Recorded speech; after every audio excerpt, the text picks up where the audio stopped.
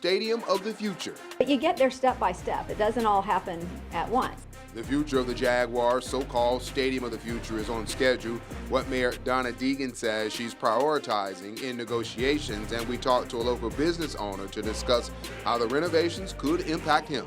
You're watching our Ready to Roar pregame show live here on NBC 12.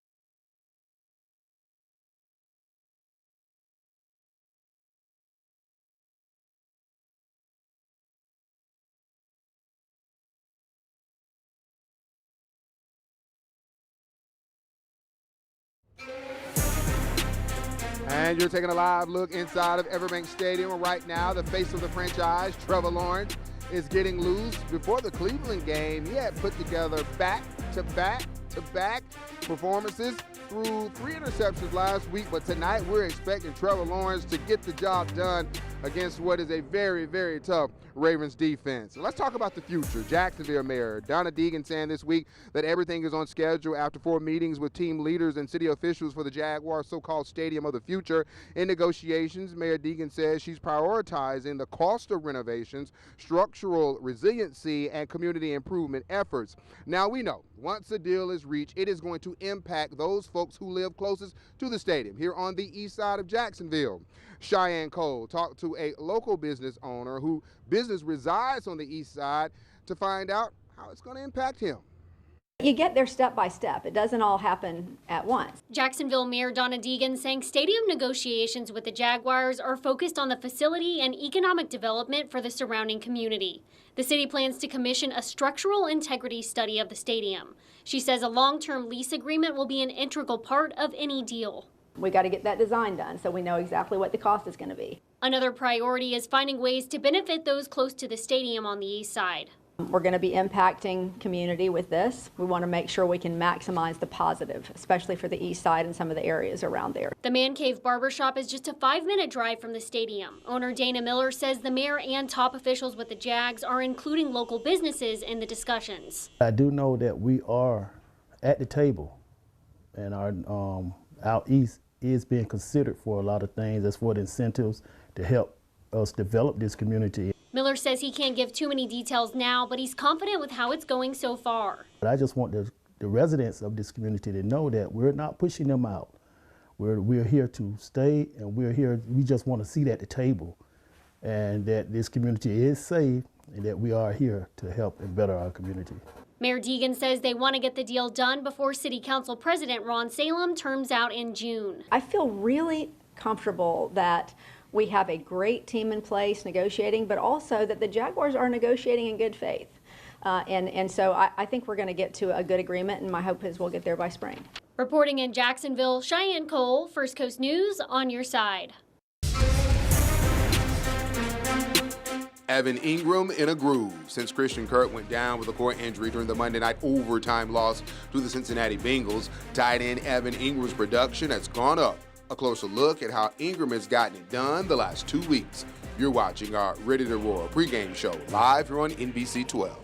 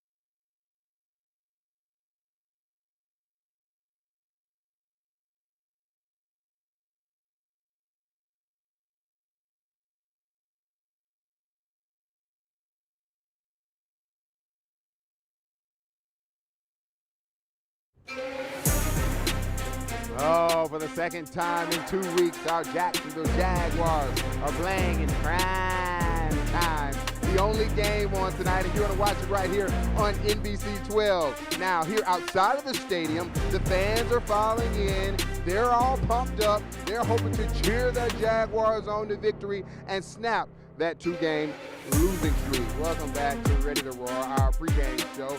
You've enjoyed the show in the first half. You know, it feels like the Baltimore Ravens have quietly put together the best record in the AFC. John Harbaugh, while it does not get much national love, they won 3 straight games. And let's talk about their quarterback, Lamar Jackson. Man, is he G-O-O-D good. He's led this team to a 10-3 record, and the offense is much improved because for the first time in his career, his NFL career, he's got some weapons on offense. The Ravens historically are known for having a good defense, and as of right now, the Ravens have the number 2 defense in the NFL, leading the league in sacks. And although the Jags have struggled of late, Baltimore is expecting a tough game tonight here in the River City.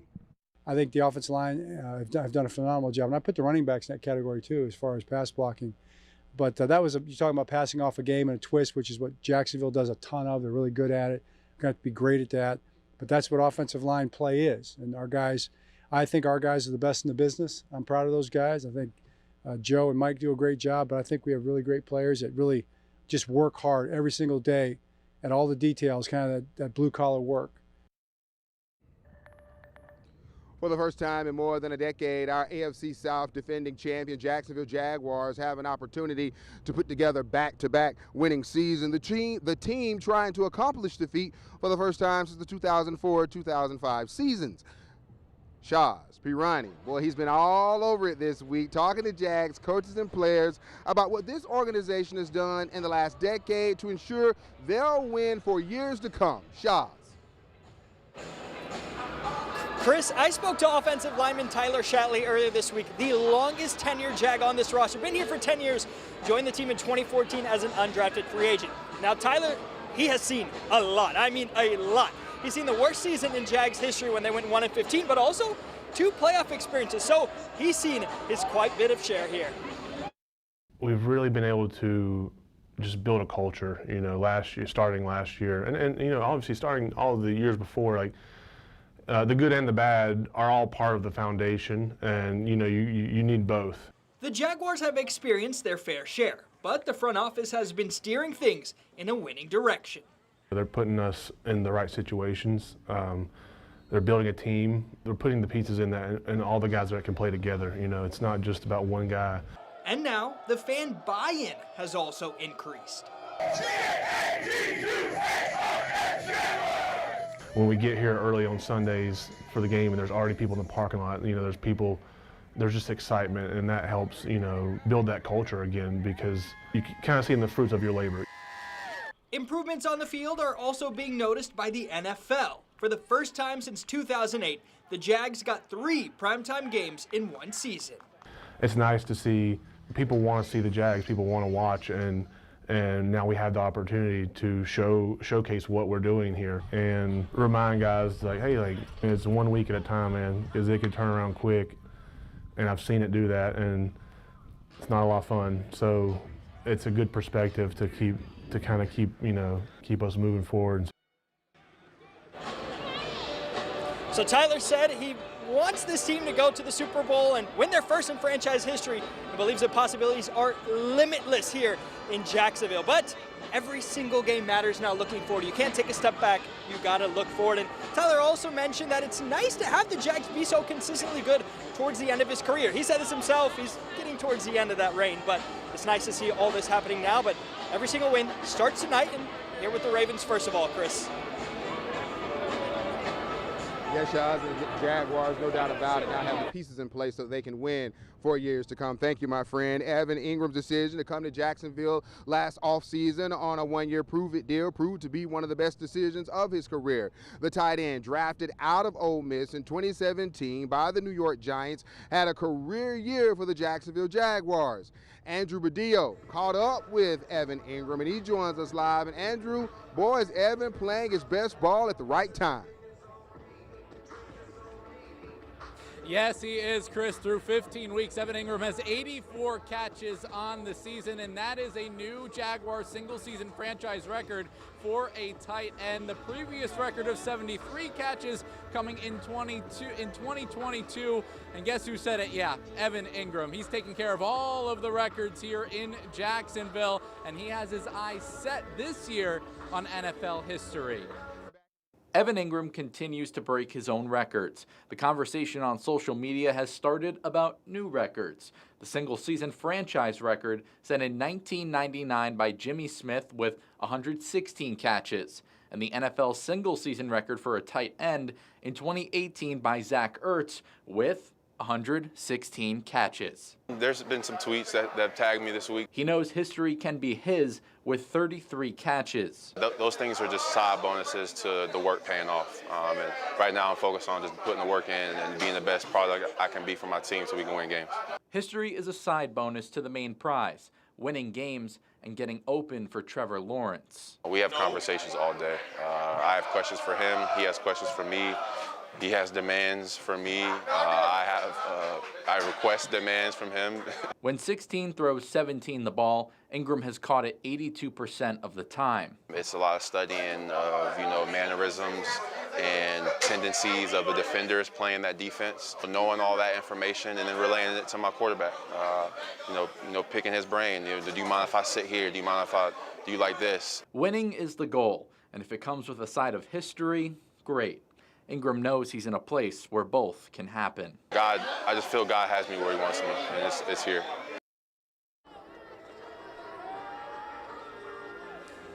So Evan Ingram having one of the best years of his career, and right now, Chris, things are getting going here in the stadium. Jaguars players are warming up and getting ready to go. We're just about an hour and a half away from kickoff here on Sunday Night Football. We'll send it back to you. All right, thank you, Andrew. We'll be checking in with you a little later in the show. Joining me now is First Coast Sports analyst, Big Game James. As I always say, my brother from another mother. James, we got another prime-time football game here on our First Coast tonight, only on NBC 12. And let's start with this team. They're on a 2-game slide. Before they went on the slide, Trevor Lawrence was playing some good football. He had put together 3 weeks of great performances. Then he had the third last week against the Cleveland Browns. What does he have to do tonight to get this team back on track? Again, be a good point guard. Distribute the ball to your playmakers. Get Zay Jones, get Calvin Ridley, get the running game involved. And when you can't make the play with your arm, try to make the play with your legs and just make quick decisions. That's the biggest thing. When he's making faster decisions, he's an elite quarterback.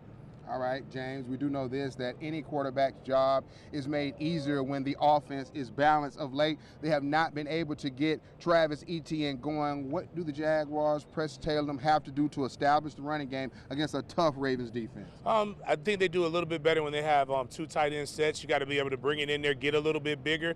But the passing game has got to be consistent early to make them have to respect it. When they can just load up the box and say, "We dare Trevor to beat us with your arm," that's really where it's gonna mess up at. And I think he's just got to do it. We got to do a better job of that and not taking it away from it. Like, stick to it. Have a certain amount of running plays that you want to do. It just ride with it. Don't just start getting pass happy with Trevor. All right, let's talk about our defense now. Our defense, when it is effective, they're creating turnovers. They're getting those takeaways.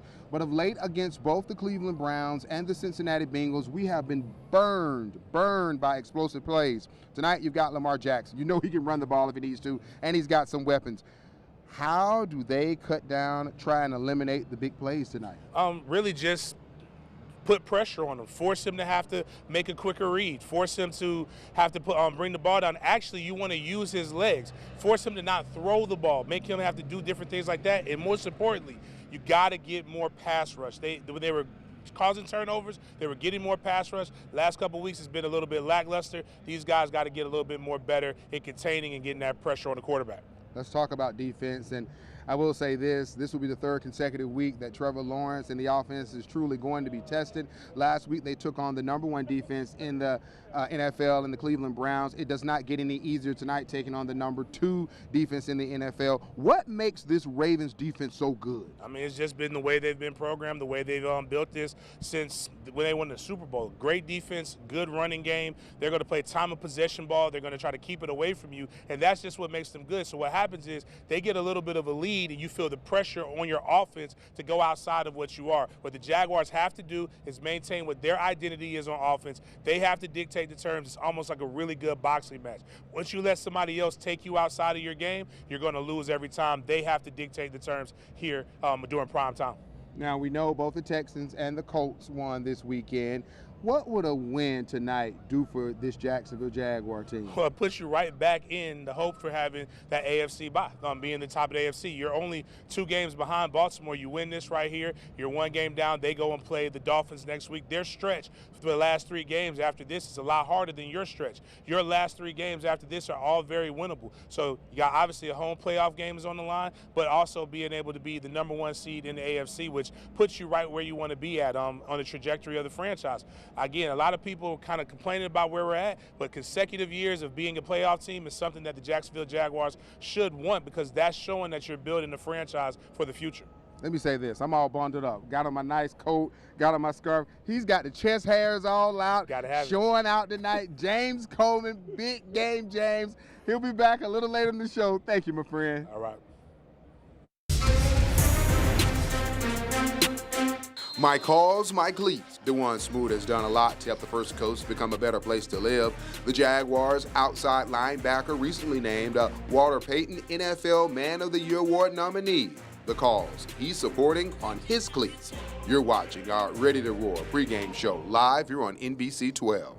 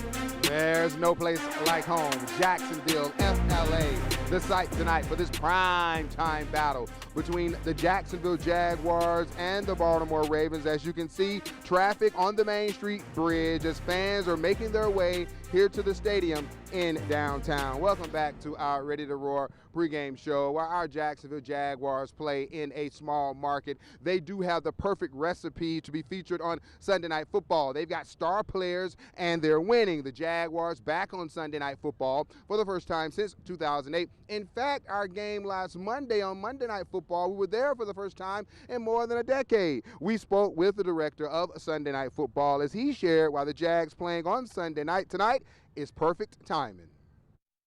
You know, anytime you have a team that has star power, and the star power generally starts with the quarterback, and the Jaguars have number 16, Trevor Lawrence. He's a star in the league. He's got star looks. And I think that's where, that's where it all begins, but they have great players on defense as well, Josh Allen, so on and so forth. So fans like to see stars, and they have stars. Travis Etienne, so on and so forth. Giving back to the folks here in our First Coast to make our First Coast a better place to live has been one of the top priorities for the Jaguars organization for decades, and we've seen players do their part each and every year. Ashley Gonzalez joins us live, and she talked to one player who is doing great work in our community, and he's being recognized by his peers for giving back. Ashley. That's right. He's been nominated for Man of the Year. And right now I'm standing in front of a board that says Inspire Change. And that's exactly what DeJuan Smoot has been doing in the community, especially for youth education in Jacksonville. So let me introduce you to the LC Academy. It was a huge honor, just knowing that my peers, they view me as somebody that's really doing something influential in the community. When Jaguars outside linebacker Duval Smoot was a kid, it was his science teacher that made him want to learn. Miss Vicky, she made learning fun, and now that was one of the things that I said when I was a kid. I wanted to make sure that learning was fun for everybody. So Smoot decided to open the LC Academy about a month ago. The school is located on the south side of Jacksonville. Me and my wife, we came together, put our heads together, and made a vision about a year or two ago, just trying to create something different, something that we can bring to Jacksonville, and it's finally coming true. The LC Academy is just phase one of his vision and plan for educating young people. We're doing a project-based bilingual school, and it's starting at the preschool level, so we're trying to build it up to elementary, middle school, all the way up to high school. That's the goal. He wants no child left behind. To make sure that people, in underserved communities as well get a chance. Investing in his community while building a legacy his children can one day be proud of. I definitely, I want them to, see this video and be like, man, my dad was pretty cool.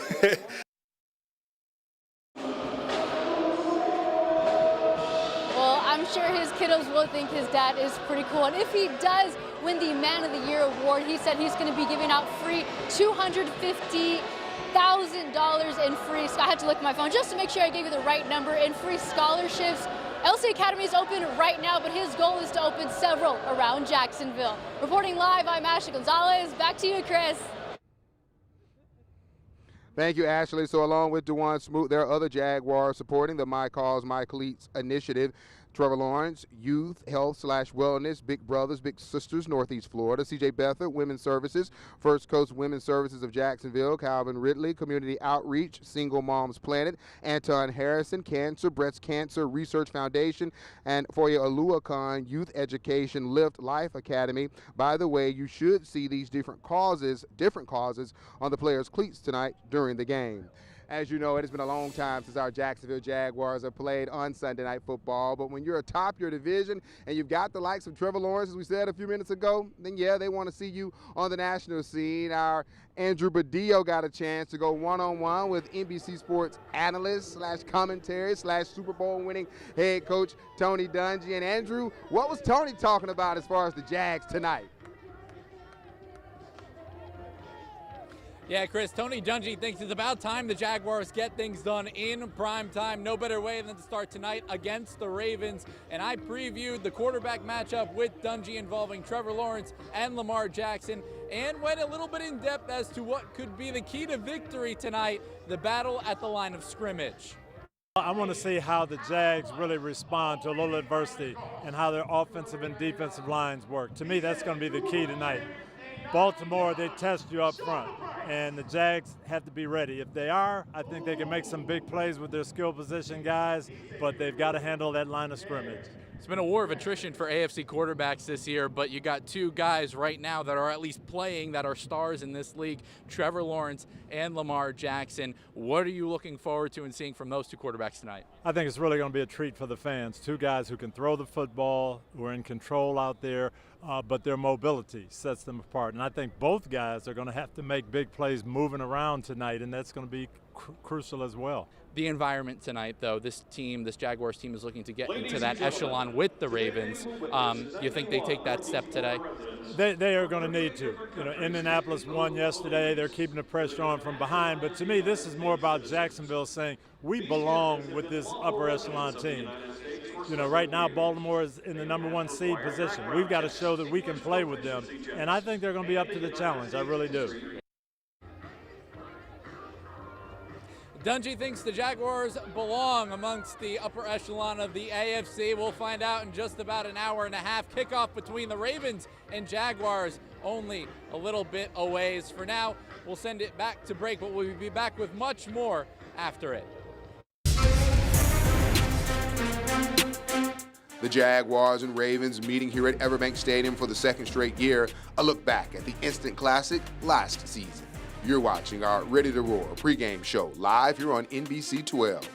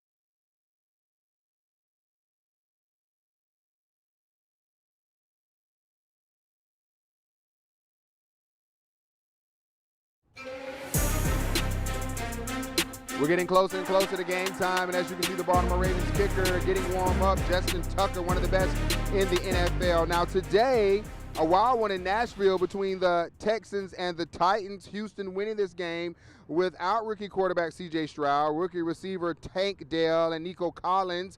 The Texans were down 13-0, but they rallied to win in overtime, keeping the pressure on the Jaguars and keeping their playoff hopes alive.